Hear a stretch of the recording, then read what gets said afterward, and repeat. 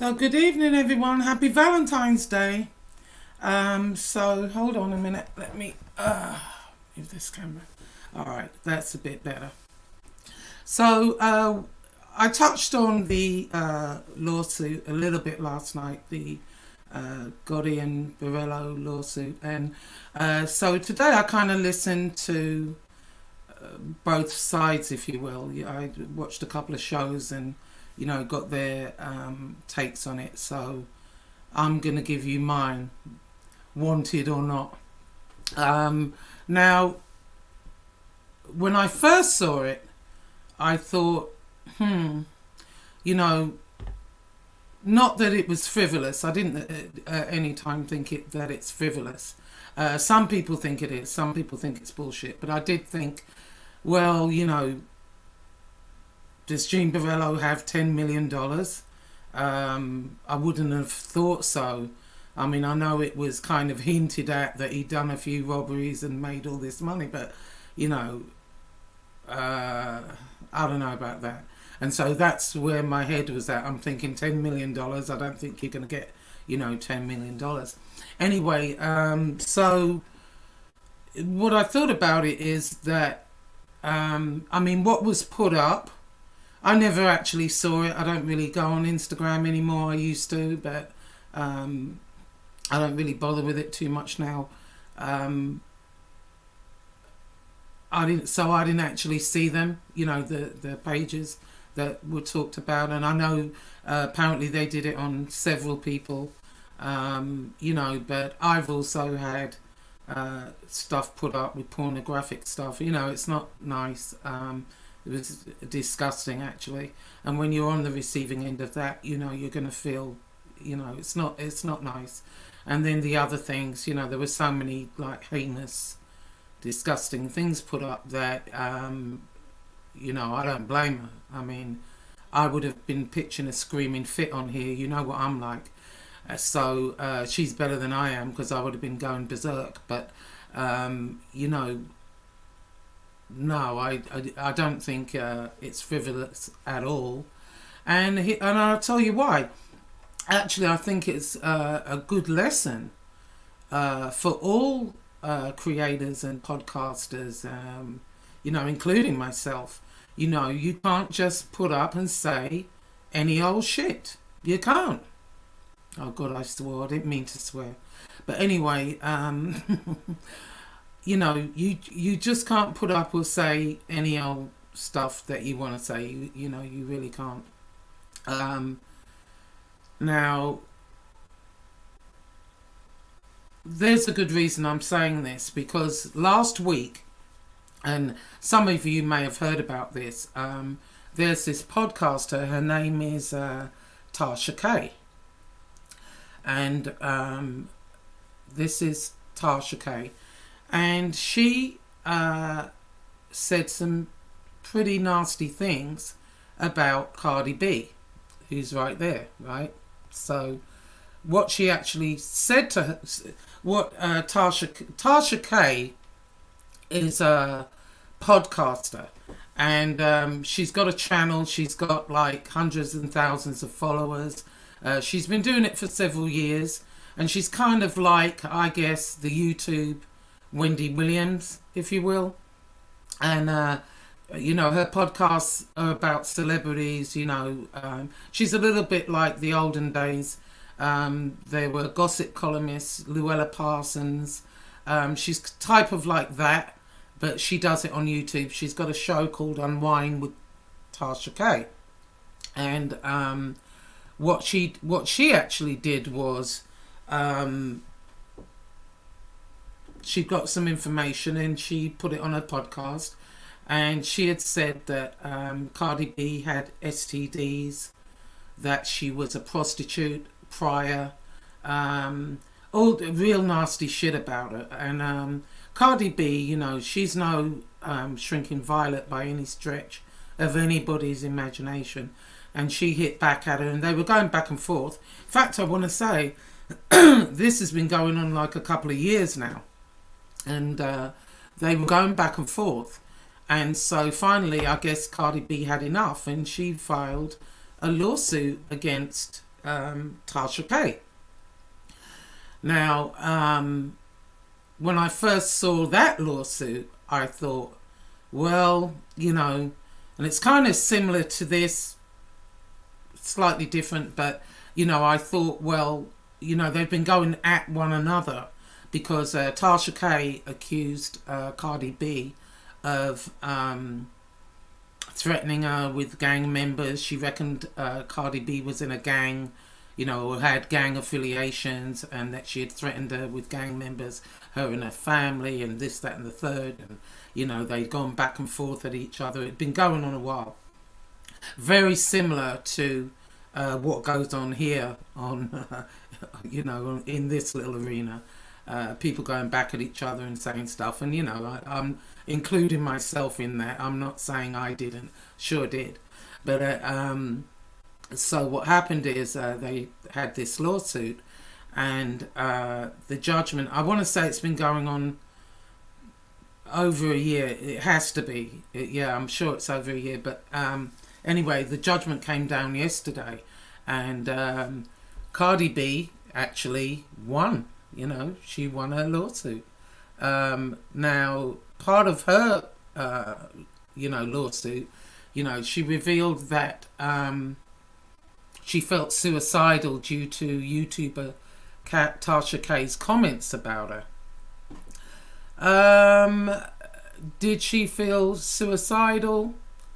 I highly doubt that. I highly doubt. Well, who knows? When people say that type of crap about you, it's not fun at all. So let's say it's possible. Hold on one sec. So, Cardi won her lawsuit, and good for Cardi, and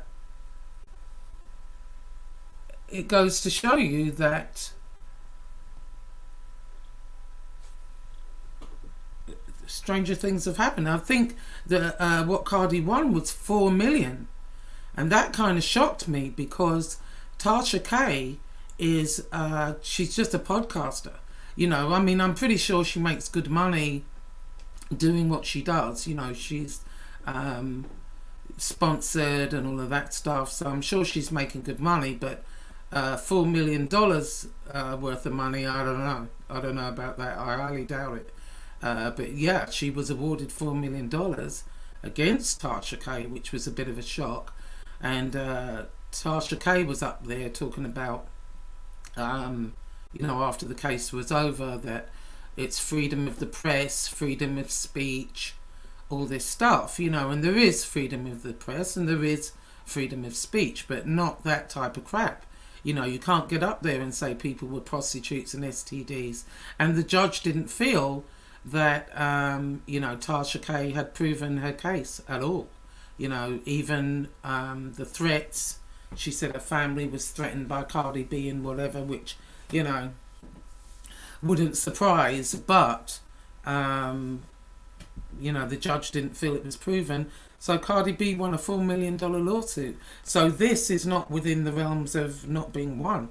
I think there's a good chance because, $10 million, probably not, but, even if it's $1 million, the point is made. And, and it is a good point. And I think we can all take heed, all of us creators and podcasters and whatever, take heed to that, because we've all done it, all of us. We've said some crap that, maybe shouldn't be said, or, in any event, right now, so what Tasha K said was, and this is, when I was looking at the Borello and Gotti lawsuit, I'm kind of looking at the end game, not so much what goes on in between. I'm looking at the end game. And the reason I'm looking at the end game, I've got a friend here in North Carolina, and she has a debt recovery business, and she's had it a couple of years. When she started it up, we were talking about going into it together. I was going to put into it, but it was too time consuming, really was. But I helped her out in the beginning. I'd go to the courthouse, and basically what it was is, people that awarded judgments, 9 times out of 10, you're not going to get paid. It's just, no, people just don't pay it. It's not really worth the paper it's written on half the time. And so what we did, we would go to the courthouse, and there is a statute of limitations on, the actual judgment. And so we would pull the ones that, it hadn't run out on, and the ones for more money, because the whole point was she would go after that money and get a percentage of whatever she recovered. If she didn't recover anything, then she wouldn't be paid. And if she did, then she would get a percentage. And what we found happened a lot. A lot of people, once a judgment like that, they everything gets taken out of their name. They can file bankruptcy. I mean, look at OJ. He still owes millions, and he's hardly paid. What he's paid has been a drop in the ocean. And then people were saying, well, Gene's got a book and whatever, but I don't think it's $10 million worth going on there. And and from what I understand, he's working. You can attach their wages, any property that they have, trying to find people as well. And property is time consuming and whatever. But what happens with her a lot, and I would say at least 70% of her business is when she did catch up with people now. Some people were, they'd want to do a payment arrangement where, they pay every month, pay a certain amount every month, and that keeps her ticking over. So she gets her money that way. And then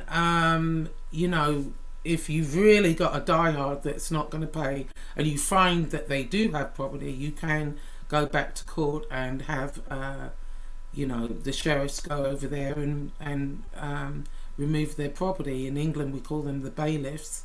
It's the same thing here. They can go over there and do that, but it's going to be years, because I'm pretty sure, even if, the Gottis win, it's going to be appealed, and then, you go through this crap. But, at the end of it, it depends what the end game is, I suppose. If the end game is to make a point, then it's a good way of doing it.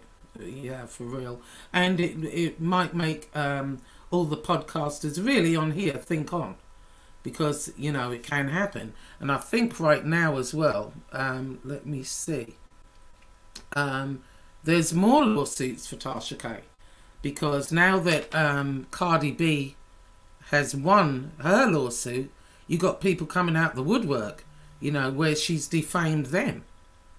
So, and right now they're deliberating, the jury are right now deliberating on another $1.3 million in attorney fees, because Tasha K, I think she's been ordered to pay attorney fees as well, and that was brought up yesterday with one of the podcasters, and I just thought to myself, well, if I were an attorney and I was a high-powered attorney, this is a case I would take on pro bono for the clout, of course, the Gottis is a famous name, I would do, any attorney in their right mind would do it for free, and vice versa for Borello, because it is, again, the Gottis against him. So, they may or may not be worrying about attorney fees, I don't know. But ultimately, do I think it's frivolous? No. I think what was put up was heinous. And it's a lesson, you can't just get up there and say really whatever you want, and I think we can all actually learn from that. So there you go with that. Anyway, let me go to the comments, because I'm going to get on with something else in just a second, if I can find the bloody mouse. Do you know, I don't know why the mouse on this thing just like disappears. Does anyone else have that problem? Hang on, so I'm clicking on the comments. Okay. So let me go to top. All right. This is Adam Cadman. He says Italian cult members like to file insurance claims and sue people. Well, I hadn't heard of that one, Adam. Florida attorney. Thank you. Happy Valentine's Day to you. Sandra. Buonasera Josie, ti auguro buon San Valentino. Grazie, spero che tutto vada bene per te come serata. Gracias, Sandra. BK Shaolin. Good, thank you. How are you doing? Happy Valentine's Day now. Linda, hello. How are you doing? BT, learn how to spell. Who, me?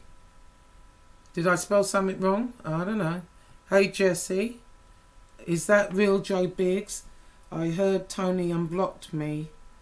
I'm not going to break his balls anymore. Tell him. Yeah, from what I understand, Tony unblocked everybody. I think. You know. From what I understand, he did. I don't know. You'd have to ask Johnny Mac. Joe Biggs smokes crack with Sean in the homeless tent. Oh, gosh, I don't know. Hey, Johnny. Okay, Lee better watch out. Someone he might not want to see might come knocking on his door.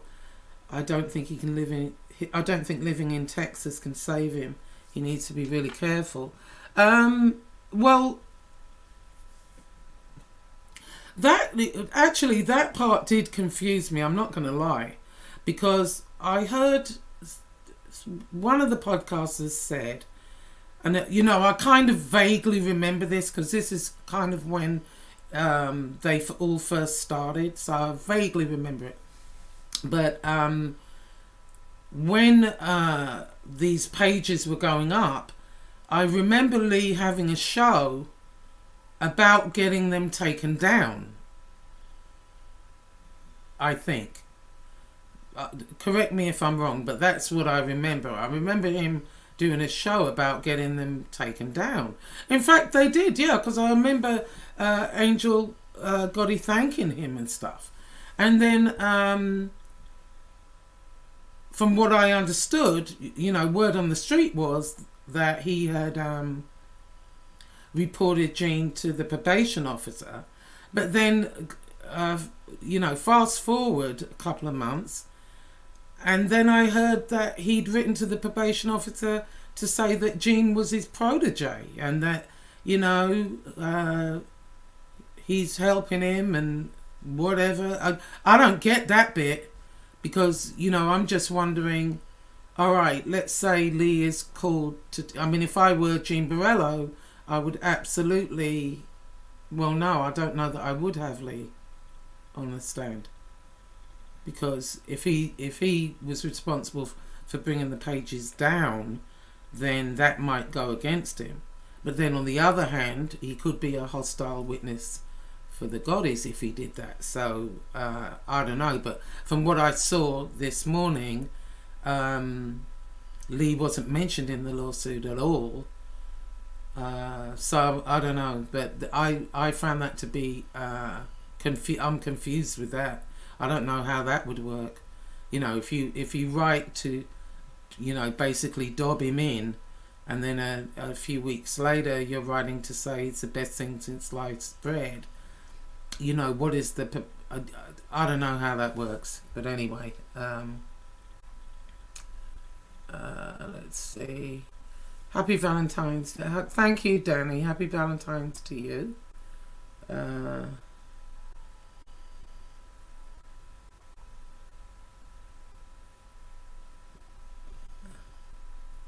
Josie has wizards. Oh God, you're disgusting. Actually, I don't. I go to the salon, Little Caesar. Not that you would ever know or find out. Oh God. How much do I weigh? Why?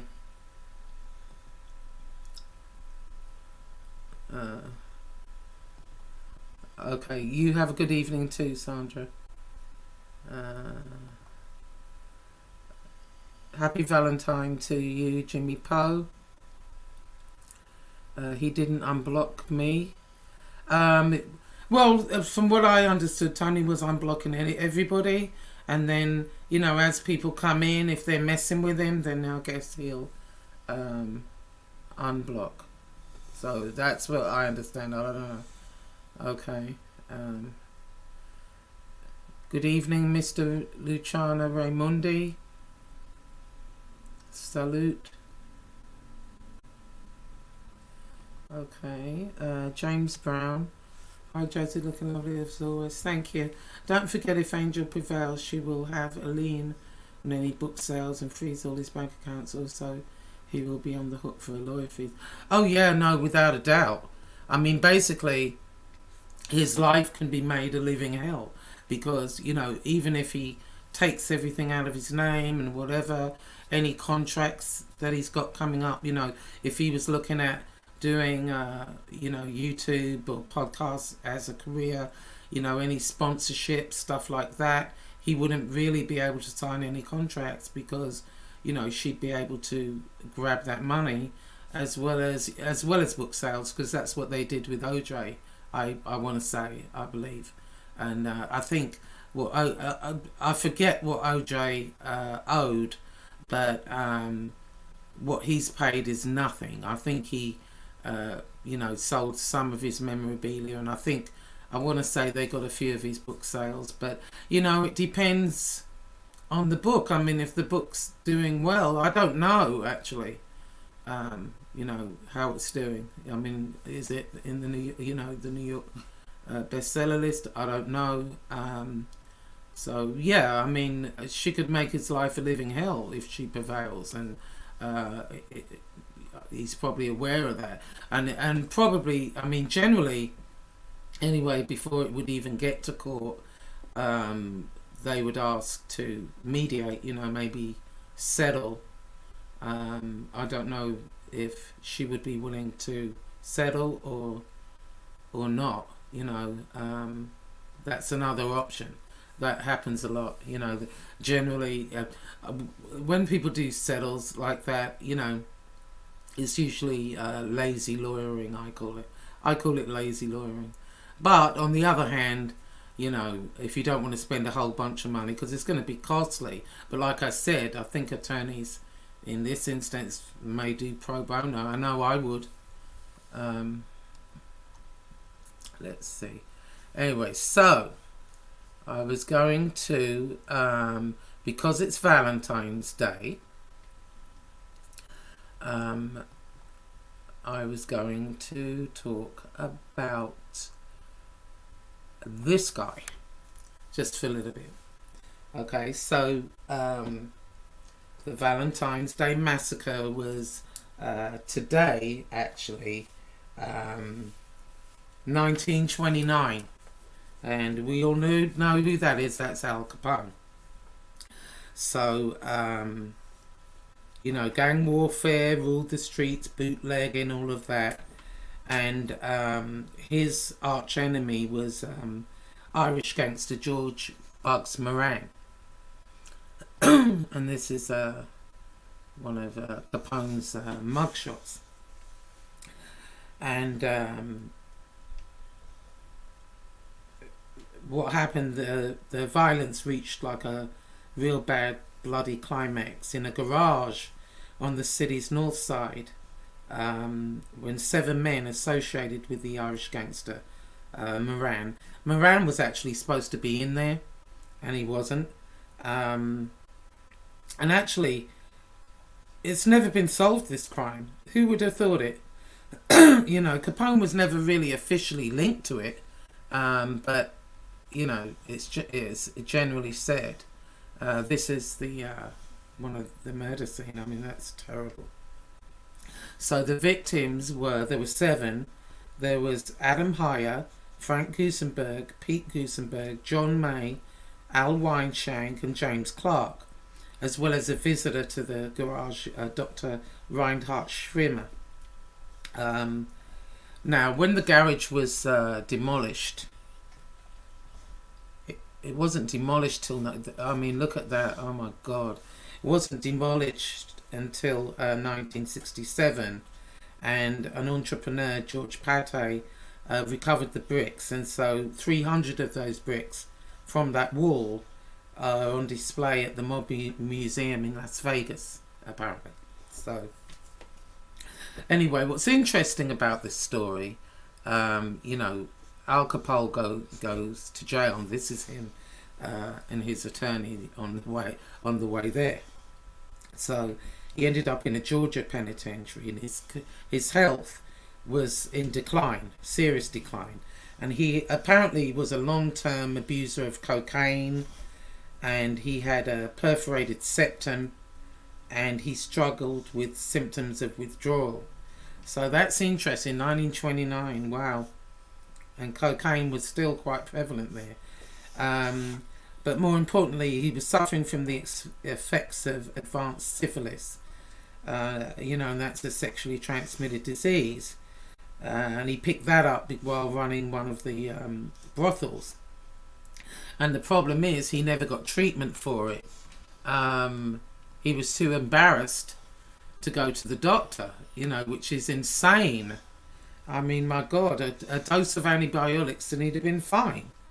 So, you know, when he went to jail, because he was sick, you know, it made him an easy target for the other prisoners.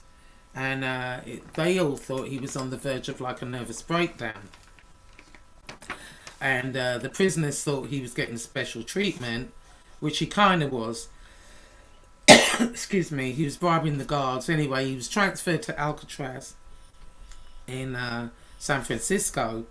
But what was interesting about this, he never thought he was alone. Hold on a second. Listen. Hold on 1 minute. I'm going to let this dog out. You are a right pain in the arse, you are. Now move. Out. Go on, out. Get out, the period. Go on. My goodness. Sorry about that. Anyway, you know, James Clark, they called him Jimmy. They would hear him like squid. This is a Capone, a girlfriend, I think, and I'm not sure who the other guy is on the end there, but yeah, this was the garage. But he would be crying in his cell and screaming and carrying on and he would have conversations. They would hear him having conversations, and he swore up and down that Jimmy's ghost, you know, Jimmy Clark, who was killed in that garage, was haunting him. And for some reason, he would spend hours in his cell plucking at a banjo, babbling to himself. But I think as well that had to do with the syphilis, because it does affect the brain, you know. I think there's a less supernatural explanation for it, personally. These are the guys that were killed. Oh my gosh, imagine that. And so, you know, over time, you know, neurosyphilis destroys brain cells, and it can lead to, you know, hallucinations and insanity, and probably the damage to his brain was more, you know, as time went on, and he could have been hallucinating and thought he was being haunted by a ghost. But that's strangely, that prevented him from dying in prison. He was paroled in 1939 and sent for medical treatment in Baltimore, and then he retired to his mansion in Palm Island, Florida, you know, where he just got worse and worse and worse.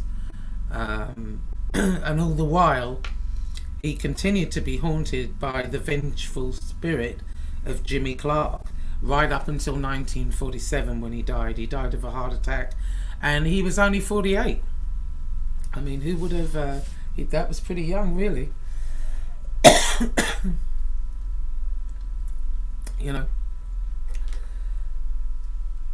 Well, and so for some people, they felt like, the fact that he was haunted, he thought he was haunted into an early grave. For some people, that gave him great comfort. But anyway, so yeah, all those years ago today, that happened. So just go to the comments again, and then I'm gone. Okay, is NB in here?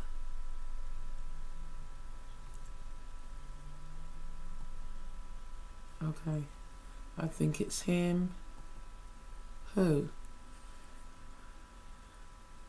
Who are we talking about? Let me see, let me go back up.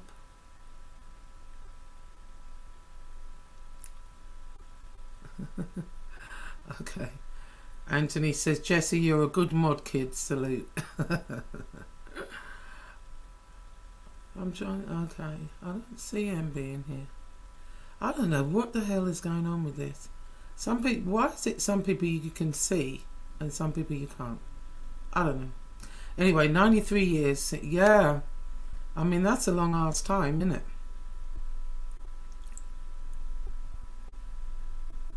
Yeah. Thank you. Where's Mac? Tony made him leave. Oh, I don't know. I doubt it. Day one in his chats. Rogue Wrench got me months ago.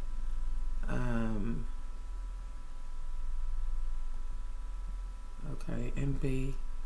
Okay, I don't see. It's so weird. Okay, so both Angel and Casperosa were on Lee's show thanking for being a spy and taking the pages down. Yeah, that's what I thought. And then I thought, well, did I get that wrong? Did I imagine that? I thought that's what happened. So then when I very first saw this lawsuit, I thought, well, how's that going to work? Let's see, salute.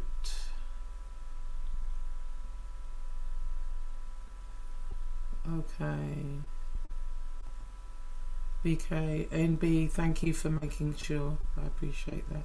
Who we're talking about?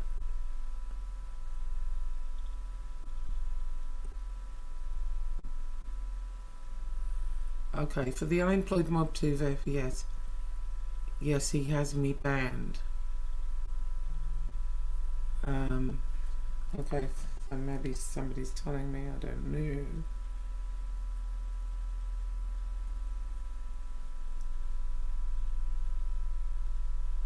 Okay, hold on a second. Oh, filthy pig. Ugh. Yeah, what a pig.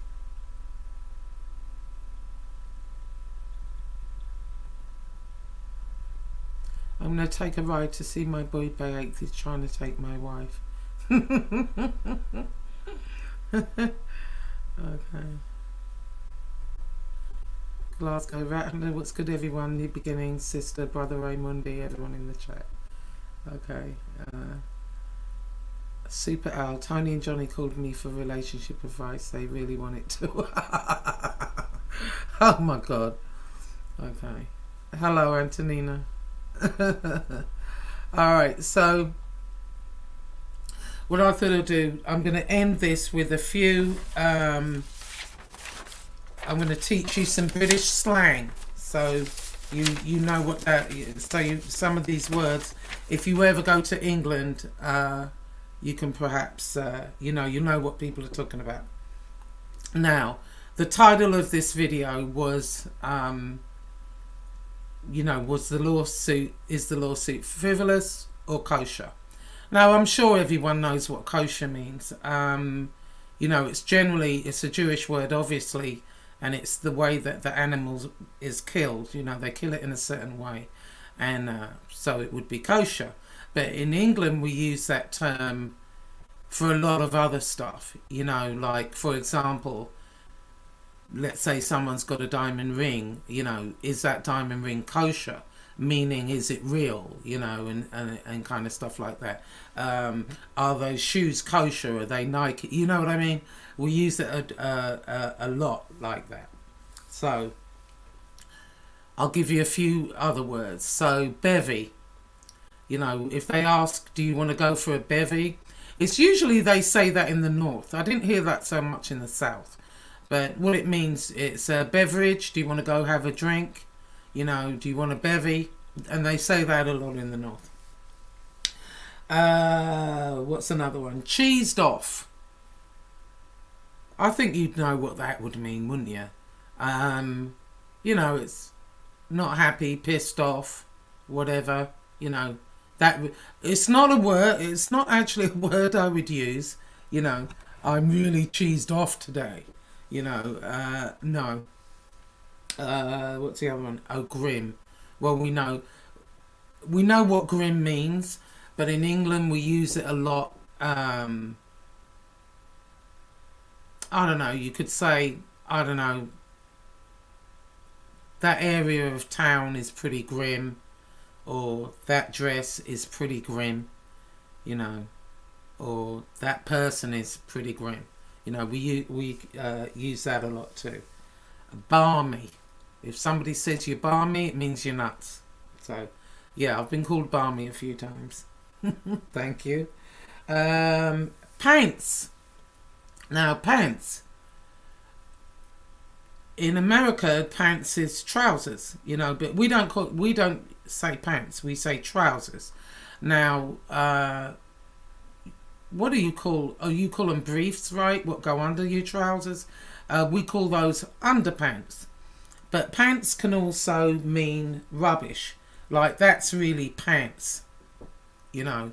So it has several meanings. It can be rubbish. That's really pants. It can mean underpants, but not trousers. That you know, what you call pants here. Now, todger. Todger basically is a very nice word for a penis. And again, that can be used in several ways. He's a right todger. He caught his todger in his zipper. You know, it can be used several ways. Who knows? Cheers. You know, if we say cheers, it generally means goodbye. Or if I give you something, it can mean thank you. You say, oh, cheers, thanks. You know what I mean? If we say somebody is dishy, it means they're cute. You know, that guy's dishy or whatever. It means they're cute. I think it would come. I'm pretty sure it comes from eating. You know, food, a plate. You know, that's what I'm thinking that comes from. Anyway, now if you say we're having a good old chinwag, that means, you know, like two old women arguing over a fence. And not arguing, let's say discussing whatever over the fence. We would say, oh, they're having a good old chinwag, you know. Off license. Now, what do you call them here? Liquor store. Now you can go. We call them off licenses, and the reason they're called off licenses is because you can't drink there at all. You know, you can go and buy wines and spirits, but you got to take it with you.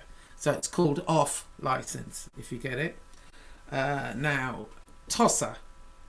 Now, if I call someone a tosser, like Little Caesar is a right tosser. He's a disgusting pig, actually, but he's also a tosser. That's the same almost as wanker, calling somebody a wanker. Both actually mean somebody that masturbates on a regular basis. That's really what it means. But yeah, so Little Caesar, who was in here, is a tosser and a wanker. When we geezer, the word geezer, if we say someone's an absolute geezer, like I might say, oh, Jesse's an absolute geezer, that means he's a good guy, you know. Or it can be said in another way, he's a right geezer, meaning he can be a bit dodgy. Depends how you say it, you know what I mean? Rubber, you know, here it means condoms. In England, a rubber is an eraser. So, and waz. Now, waz is a word you can say, I'm going to go and take a waz, which means I'm going to go to the bathroom and pee. Or it can mean he's a right waz, he's an idiot. Again, Little Caesar would be a waz. And so that's it. That's your English lessons for today. Next time I'm on, there will be a quiz. I'll just go to the story.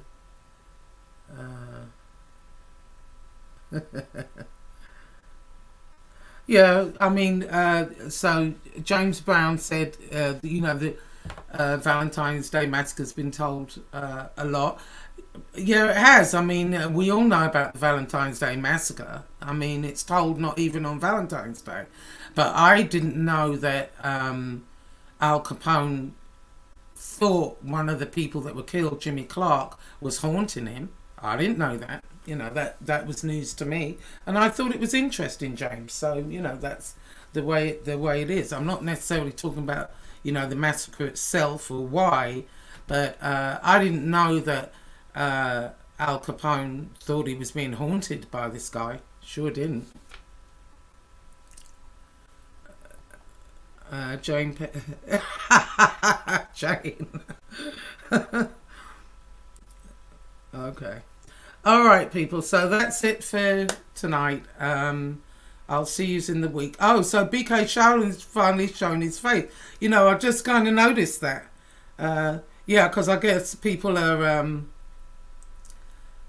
show your face.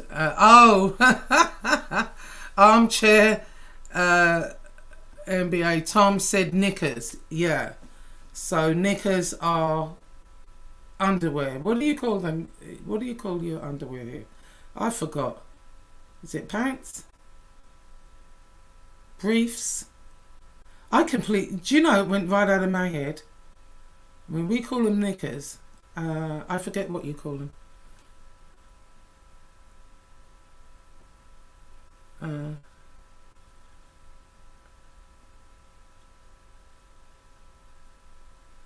Okay. Yeah, what do you call them here? It just went right out of my head. All right. Anyway, well, I'm going to go. See you all during the week. Probably won't do anything more towards the weekend. But I hope everyone has a happy Valentine's Day. And see you all soon. Bye.